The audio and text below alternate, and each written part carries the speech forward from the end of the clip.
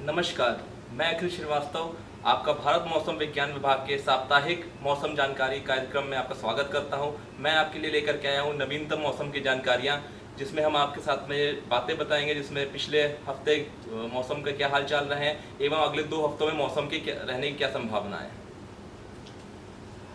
पहले हम 1 अक्टूबर से लेकर के 7 अक्टूबर तक के अगर हम ओवरऑल पिक्चर को देखें तो हम ये पाएंगे कि एक लो प्रेशर एरिया 1 अक्टूबर के आसपास जो हमारा पश्चिमी मध्य बे ऑफ बंगाल जो कि कोस्टल आंध्र प्रदेश तट के पास में फॉर्म हुआ था, वो अपने स्थान पर आगे पीछे हिल रहा था और उसी के कारण में कोस्टल एरियाज में काफ़ी अच्छी मात्रा में हमको बारिश मिली थी। इसके अलावा अगर हम देखें तो एक ट्रफ जो है वो हमारा वेस्ट बंगाल से लेकर के साउथ तमिलनाडु तक अक्रॉस उड़ीसा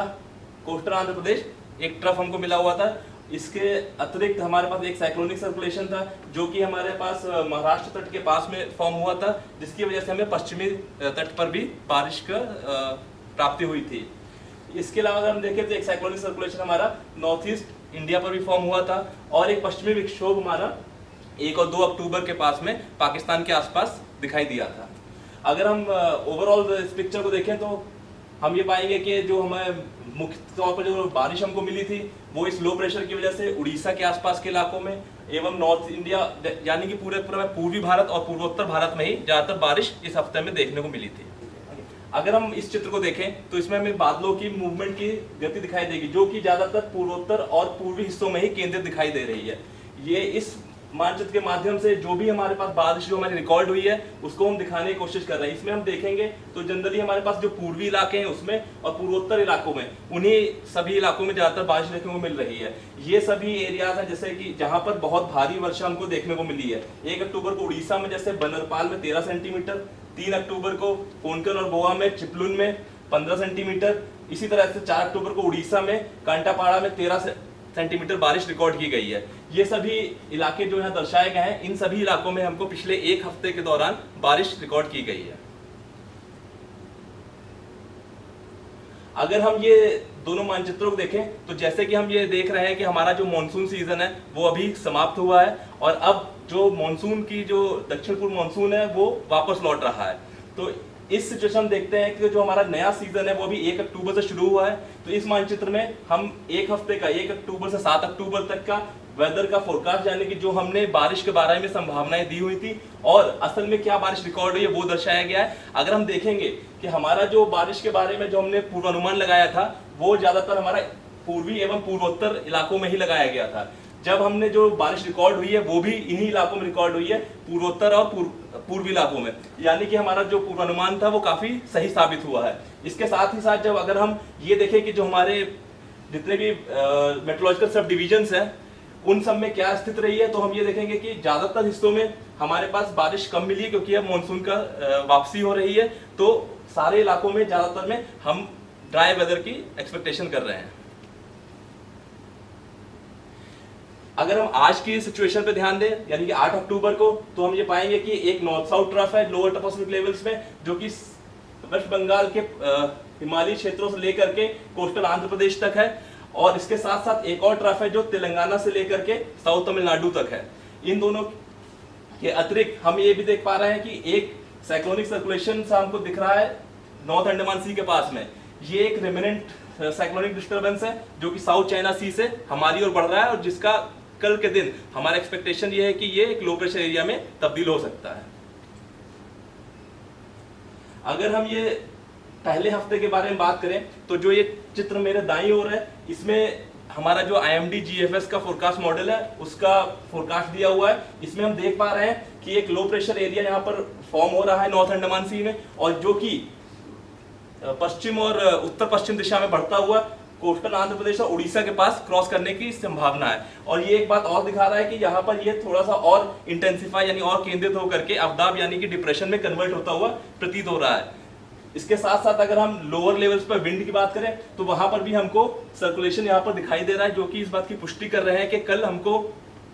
एक लो प्रेशर एरिया के फॉर्म होने की बहुत संभावनाएं है। इसके अतिरिक्त ये जो लो प्रेशर एरिया है ये बहुत अच्छी बारिश उड़ीसा एवं उसके आसपास के इलाकों में दे सकता है। इसके अतिरिक्त एक और साइक्लोनिक डिस्टर्बेंस है जो कि नॉर्थ अंडमान सी में 14 तारीख के अराउंड फॉर्म हो सकता है। अगर हम अगले 5 दिनों के मौसम की चेतावनियों के बारे में बात करें तो हम ये देखेंगे कि जो हमारा लो प्रेशर एरिया जिसकी हम बात कर रहे थे अभी, जो कि अभी नॉर्थ अंडमान सी में कल फॉर्म होने के चांसेस हैं, उसकी वजह से अंडमान निकोबार आइलैंड्स पर 8 और 9 तारीख को भारी वर्षा तथा 10 और 12 तारीख के बीच में बहुत भारी वर्षा होने की संभावना है। इसके साथ साथ आंध्र प्रदेश के जो तटीय इलाके हैं वहां पर कुछ इलाकों में बहुत ही भारी वर्षा होने की संभावना है 10 और 11 तारीख को। इसके साथ साथ उड़ीसा में भी कुछ इलाकों में बहुत भारी वर्षा होने की संभावना है 11 और 12 तारीख को। इसके साथ साथ हमें ये भी देखना पड़ेगा कि जो स्क्वाली विंड्स हैं और जो सी की जो कंडीशन है वो बहुत ही रफ रह सकती है। जनरली की ये आपका अंडमान सी के आसपास के इलाकों में, नॉर्थ कोस्टल उड़ीसा के आसपास और जो आपका उड़ीसा के जो तटीय इलाके हैं उन सब एरियाज में, तो इन सब एरियाज में विंड की स्पीड बहुत ज्यादा हो सकती है। अंडमान आइलैंड्स में विंड की स्पीड 40 से 50 किलोमीटर तक हो सकती है। तो इन सभी एरियाज में फिशरमैन यानी कि जो हमारे मछुआरे भाई हैं उनको हमेशा ध्यान रखना पड़ेगा कि इन एरिया को अवॉइड करें, क्योंकि ये इस समय थोड़े खतरनाक साबित हो सकते हैं।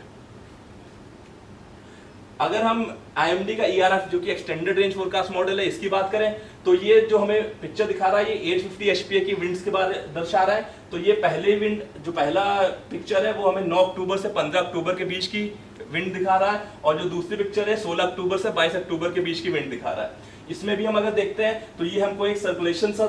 फॉर्म होता हुआ दिखाई दे रहा है उड़ीसा के आसपास, और दूसरे एरिया में भी यही दिखा रहा है, जो कि हमारा जो संभावना है कि एक लो प्रेशर एरिया हमारा कल फॉर्म होगा और एक 14 तारीख के आसपास फॉर्म होगा, उन दोनों की वो थोड़ा इशारा कर रहा है। अगर हम एक्सटेंडेड रेंज फोरकास्ट में ही बारिश के बारे में बात करें तो ये जो ऊपर के 2 चित्र हैं ये हमें रेनफॉल दिखा रहे हैं कि पूरे भारत में हम अगले 2 हफ्तों में कैसी बारिश की उम्मीद कर सकते हैं। तो जो पहला चित्र है वो 9 अक्टूबर से 15 अक्टूबर के बीच में, और दूसरा चित्र 16 अक्टूबर से 22 अक्टूबर के बीच में होने वाली बारिश को प्रदर्शित कर रहा है। इन दोनों चित्रों में अगर हम देखेंगे तो हमारी जो ज्यादातर बारिश है उसकी संभावना हमारा मध्य भारत और जो प्रायद्वीप इलाके हैं उसमें पूर्वी और पूर्वोत्तर इलाकों में होने की ज्यादा संभावना है, जबकि जो हमारा नॉर्थ वेस्ट इंडिया है यानी कि जो उत्तर पश्चिम एरिया है उसमें थोड़ा सा बारिश कम रहने की संभावना है। सेम यही अगर हम नीचे देखेंगे जो कि हमको विसंगति यानी कि एनोमली दिखाता है रेनफॉल के साथ में, उसमें हम ये पाएंगे कि जो हमारा ज्यादातर एनोमली है वो पहले हफ्ते में नॉर्थ वेस्ट इंडिया में कम रहने वाली है, और दूसरे हफ्ते में जो हमारा प्रायद्वीप का जो दक्षिणी हिस्सा है उसमें बारिश बहुत ही कम होने वाली है नॉर्मल की अपेक्षा। अगर हम ओवरऑल फोरकास्ट समरी के बारे में बात करें तो 9 से 15 अक्टूबर के बीच में तो हम ये पाएंगे कि एक लो प्रेशर एरिया है जिसका हम एक्सपेक्ट कर रहे हैं कि ये कल आपका मध्य पूर्वी बंगाली खाड़ी में कल फॉर्म हो सकता है, जो कि और ज्यादा केंद्रित होकर के पश्चिम और उत्तर पश्चिम दिशा में मूव करता हुआ एक अवदाब में परिवर्तित होकर के उड़ीसा और आंध्र प्रदेश के तट को पार करने की संभावना है। इसके साथ और ये जो पार करने की संभावना है ये 11 अक्टूबर को दोपहर और शाम के समय इसकी संभावना है। इसकी वजह से उन इलाकों में बहुत अच्छी बारिश मिलने की भी संभावना है। इसके साथ साथ जो अगला एक कम दबाव का क्षेत्र है वो नॉर्थ अंडमान सागर में यानी कि उत्तरी अंडमान सागर में 14 अक्टूबर के आसपास फॉर्म होने की संभावना है, और ये भी संभावना की जा रही है कि उसके फॉर्म होने के अगले 2 दिन के अंदर वो और ज्यादा इंटेंसिफाई हो सकता है। अगर हम बारिश के बारे में बात करें अगले पूरे हफ्ते के बारे में तो हम ये देख सकते हैं कि जो हमारा मेजर पार्ट है भारत का, पूरे देश का, उसमें ज्यादातर इलाकों में हमें सामान्य से अधिक वर्षा मिल सकती है, जबकि नॉर्थ ईस्ट इंडिया जो हमारा यानी कि पूर्वोत्तर इलाके हैं, हमारा पश्चिमी हिमालय जो रीजन है वो वहां पर हमें नॉर्मल से थोड़ी कम बारिश मिलने की संभावना है। इसके साथ साथ इस हफ्ते में हमें जो रात के टेम्परेचर है यानी जो मिनिमम टेम्परेचर है उसमें भी गिरावट होने की संभावना है, और वो बिलो नॉर्मल एक हफ्ते में बिलो नॉर्मल रहने की संभावना है। अगर हम फोरकास्ट समरी देखें अगले हफ्ते की यानी कि 16 से 22 अक्टूबर के बीच की तो हम ये पाएंगे कि जो हमारा लो प्रेशर सिस्टम है जो नॉर्थ और एडजॉइनिंग ईस्ट सेंट्रल यानी कि हमारा मध्य पूर्व अरेबियन सी में फॉर्म होने की संभावना है जब हफ्ता स्टार्ट होगा यानी कि 16 तारीख के आसपास। इसके अतिरिक्त जो हमारा जो विड्रॉल लाइन है यानी कि जब हम मॉनसून सीजन की समाप्ति की हो जाते हैं तो हम मॉनसून की वापसी की गति भी देखते हैं और उसकी सीमा भी देखते हैं कहाँ तक है, लेकिन क्योंकि जैसे हम देख पा रहे हैं कि हमारे समुद्री इलाकों में लगातार लो प्रेशर एरिया यानी कम दबाव के क्षेत्र एक के बाद एक फॉर्म होते चले जा रहे हैं, इसके कारण 22 अक्टूबर तक जो भी ये मानसून वापसी की जो सीमा है उसमें परिवर्तन होने की संभावनाएं बहुत ही कम है। इसके अतिरिक्त अगर हम देखें तो पूरे ओवरऑल भारत में दूसरे हफ्ते में सिर्फ प्रायद्वीप के जो दक्षिणी इलाके हैं उनको छोड़ करके ओवरऑल पूरे भारतवर्ष में हमें नॉर्मल से अधिक बारिश मिलने की संभावना है। इसके अलावा जैसे हमने बताया कि पहले हफ्ते में जो हमारा मिनिमम टेम्परेचर था वो कम होने की संभावना है, पर दूसरे हफ्ते में ये मिनिमम टेम्परेचर जो है यानी रात का जो तापमान होता है इसमें बढ़ोतरी की संभावना है और इसका अबव नॉर्मल रहने की संभावना है जनरली नॉर्थ वेस्ट इंडिया के ऊपर। अगर हम इसके साथ साथ एक और बात करें कि अभी हमारा जैसे मानसून का सीजन यानी दक्षिण पूर्व मानसून का सीजन समाप्त हो रहा है और अब जो अक्टूबर का माह है ये बहुत ही अनुकूल माह होता है जनरली चक्रवात के उत्पत्ति के लिए। तो जो भी चक्रवात से रिलेटेड आपको परामर्श भारत मौसम विज्ञान विभाग की तरफ से जारी किए जाते हैं उनका विशेष संदर्भ लेते हुए सभी सुरक्षा के उपाय आप लोग को फॉलो करने चाहिए। ये सभी की सेफ्टी के लिए बहुत आवश्यक है। इसके अलावा आपको कोई भी अपडेटेड इंफॉर्मेशन चाहिए तो एक सटीक पूर्वानुमान एवं अपडेटेड जानकारी के लिए ये जितने भी हमारी वेबसाइट्स हैं उसको एक्सेस करके आप अपडेटेड इंफॉर्मेशन प्राप्त कर सकते हैं। धन्यवाद।